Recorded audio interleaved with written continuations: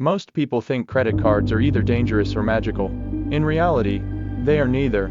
A credit card is simply a financial tool. Used correctly, it can protect your money, build your credit profile, and unlock benefits that debit cards cannot. Used incorrectly, it becomes one of the fastest ways to fall into long-term debt. In this video, I will explain how credit cards actually work in the United States, what has changed in 2026, and how to use them intelligently, without stress, without debt, and without gimmick.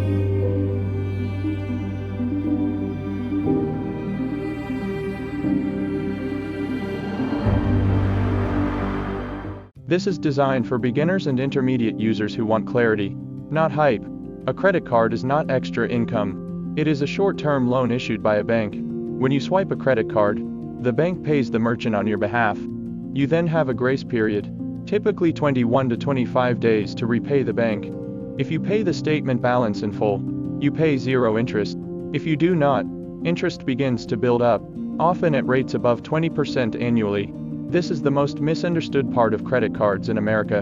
In the US financial system, your credit profile affects more than borrowing. It can influence apartment approvals, utility deposits, auto insurance pricing, cell phone plans, even some employment background checks. Credit cards are the primary way Americans build credit history. Unlike many countries, debit card usage alone does not build credit in the US. If you avoid credit cards completely, the system does not reward you. It simply has no data about you. In 2026, most lenders still rely on FICO scores, with some using Vantage score. Your score is mainly influenced by 5 factors. Factor number 1, payment history.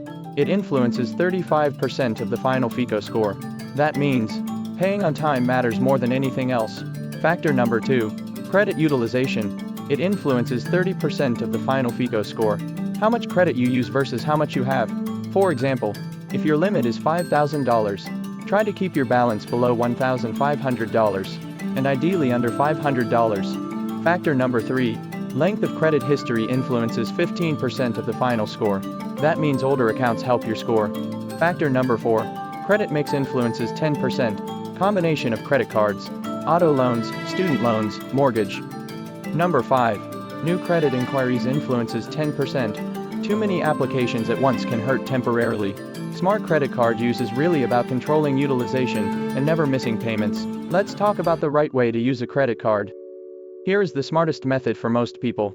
Use your credit card like a debit card with protection. That means, put normal expenses on the card, groceries, gas, subscriptions. Never charge anything you cannot already afford. Pay the full statement balance every month. Set automatic payments as a backup. You do not need to carry a balance to build credit. That is a myth, and an expensive one. Interest does not improve your score. Consistency does. Let's talk about mistakes that quietly damage people financially. Mistake number 1, minimum payments only. This keeps you in debt for years. Mistake number 2, maxing out cards.